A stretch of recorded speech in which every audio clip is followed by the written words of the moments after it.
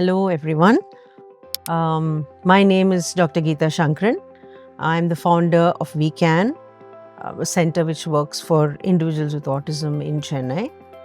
I've been at it for about 25 years and it's been a wonderful journey. I've authored a book called The World of Difference.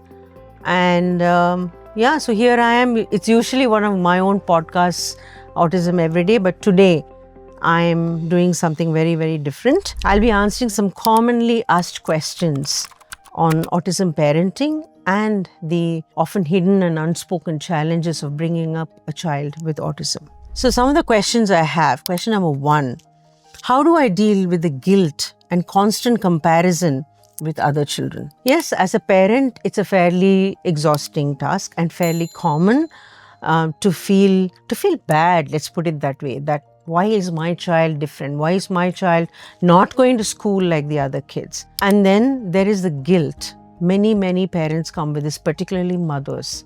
Did I do something wrong? Should I have done something different during the pregnancy? So many questions. Or when the child was an infant, did I not give the child enough exposure? Did I not spend enough time with the child? Did I not give them enough stimulation, language stimulation? The thing to understand is the child has autism and it is not something that the parent has caused in any manner. So guilt is a feeling that I guess everybody needs to let go at some point. Comparison with other children, it's natural, normal, but there will be a space and a time when hopefully the parent accepts that this is a child as well. He may not be like other children, he's different.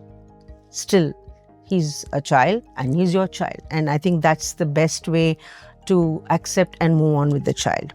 The other question I have is, I love my child deeply, but I'm exhausted and sometimes resentful. Is that normal? And what do I do with these feelings? I think it's a phenomenal question. I mean, imagine when a child is born. As a parent, you have some wonderful dreams, right? I'll spend, the first 3 years taking care of the child, and then he or she is going to enter school.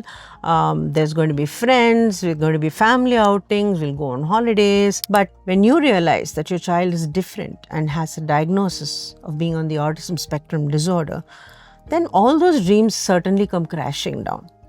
And you can almost feel, that I cannot relate to this child anymore. Who is this child? Though he's my son or my daughter, I no longer know how to connect with this individual. That diagnosis actually puts a little barrier along the way. It's like a hazy glass that prevents you from actually looking at your child the same way that you did before the diagnosis. And yes, caring for this child, running to various therapies, giving them all the help that they need, it can really, really get exhausting, because here is a parent who's probably lost what used to be their life, what used to be things that they wanted to do. They don't go out as a family anymore because this child probably cannot tolerate sitting in a movie theater or going to a restaurant or whatever that the family really enjoyed doing before this. And it is so normal to be resentful. Why me? What did I do to deserve this? It is absolutely normal. And one of the things that I believe every parent needs is to learn to keep that distance emotionally and not get so tangled up with, and because why do we get tangled up? Because again, people tell us, oh my God, you're wasting time. You need to do this, you need to do that. But to get real about things, there's only so much the child can do and learn on a given day. And there's only so much that you as a parent can do on a given day for the child. So it's important for the parent to hold on to their me time, hold on to times when maybe the other parent can take care of the child, or get some help that gives you your identity, your time and space that's so critical for you to come back with renewed energy the next day and keep working with the child or keep doing all the stuff that you're expected to do with the child. How do I handle judgment from family and society? This is huge. In the Indian context, it's really, really huge. And time and again, I've had mothers come and tell me that they were, criticized and hauled up like I said, for being a bad parent, for working. How can you be a working mom? Look what happened because you left your child, you allowed your child to watch TV, or you let him be taken care of by a nanny. And so this is why this happened. You are responsible for what the child is today. You are responsible for his or her autism. So judgment comes always, as we know, from society very, very easily. But I think the most important thing here is for the family the parents particularly, to be together, to stand together, so that you are a united force against society and all of the judgments that are passed by them. And at the end of the day, I always feel, if you in your head did not have that guilt, or that, oh my God, my child is autistic, what do I do? If you did not let that autism get in the way, but treated your child as another child, then society will also start looking at the child as just another child, not as a child with autism. How can I be prepared for adulthood from an early age? There's a very, very famous person in the field who once said that adulthood begins in toddlerhood. So we often say, oh, my child is only 2, my child is only 3, and adulthood seems really, really far away. I mean, come on, how many years are there in the middle? I'm sure a lot of things will change by then. But when the child has a diagnosis of autism, it is very important to keep in mind that these years just run by like that.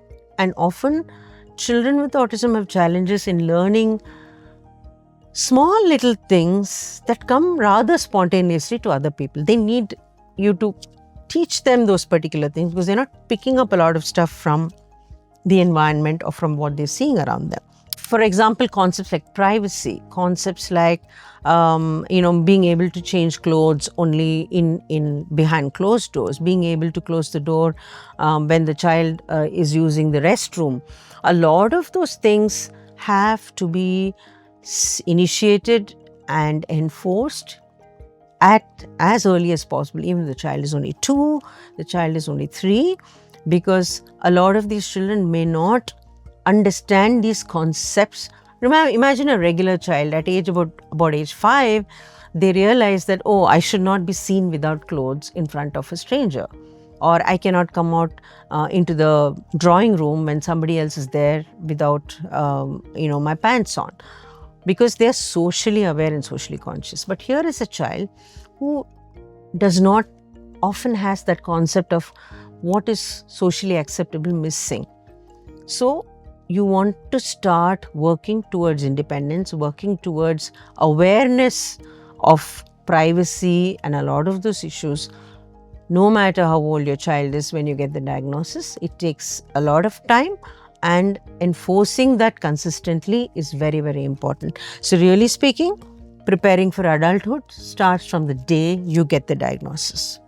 Next question I have is, my child is non-verbal or has limited speech.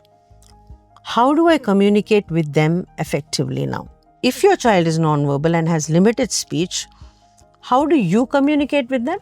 Regular language, your verbal language, not huge big sentences and a lot of words. At the beginning you want to be precise. At the beginning you want to be clear. You want to use minimum number of words and follow through so that the child understands what exactly you're trying to tell them. This is only at the beginning. As the child grows older, they begin to understand a lot more languages. In fact, there are children who India is multilingual, and there are many children who begin to understand and receptively actually follow different languages. So if you have a help in the house who speaks only Bengali or Tamil or whatever it is, they know how to ask them or understand what that person is saying in Bengali. Or if you speak in English at school, the child is able to comprehend that as well. So children can actually learn faster, but at the beginning, we want to make sure that we are clear, precise and short with them. My child understands everything but can't respond in the way teachers or others expect. How do I advocate for them? You have one big role to play. You are your child's biggest advocate. Yes, often our children cannot advocate for themselves, and your biggest role would be that. Your child lacks communication very often. Child is not able to express a lot of things, and the child is faced with a lot of challenges and expectations from the real world. So how can you be the voice and the person, the cheerleader for your child? It's not about you feeling sorry. It's not about you feeling apologetic. It's not about you be justifying. Neither is it about saying, oh, this is who my child is, take it or leave it. It's about finding that balance in society, among teachers, in social integration, to be able to advocate for them, to be able to stand there and say, oh, this is how my child understands it. I'll help you understand it. Can you be there for him as his translator? Imagine you're in a country where people don't understand, your language, and we all use Google Translate these days. That's sometimes your role in terms of advocating for why my child has a difficulty. And hey, that's a great opportunity for you to talk to 10 people about what is autism, because believe me, many people haven't heard about it or they don't know anything about it. The next question I have is, what questions should I ask at an IEP meeting? What rights do I have as a parent? Yes, you certainly have the right as a parent to be in the know of what goal setting to begin with, wherever your child goes. You have to be called in for a discussion on what goals do you think you want to achieve for your child. You need to be in for a diagnostic meeting. You need to be in for an assessment if anything is being run on your child. You need to be seeing a copy of the IEP as it is planned, and you need to sign off on that copy. So, in order to ensure that you are in the know of what is being planned for your child and you have approved what is being planned for your child. Yes, the school or the therapy center will have their own suggestions, but the meeting is a way, IEP meeting is a way for you to agree and disagree and come to consensus on what is required for the child. I think the most important thing to keep in mind is not what you as a parent want, not what the therapist wants, but what does the child need? It's always important to keep the child's needs and the child's challenges in mind while you are working on an IEP. That's important. The parent may want all kinds of things, the therapist may want all kinds of things, but it's important to be real and keep in mind that the child is the subject of this whole meeting. This is an interesting question. My child has extreme food sensory issues and barely eats anything. Is this a phase? And what actually helps? Well, if the child has extreme food sensory issues and eats a very, very limited range of foods, I know we were talking about this the other day. There are children who eat only foods that are white in color.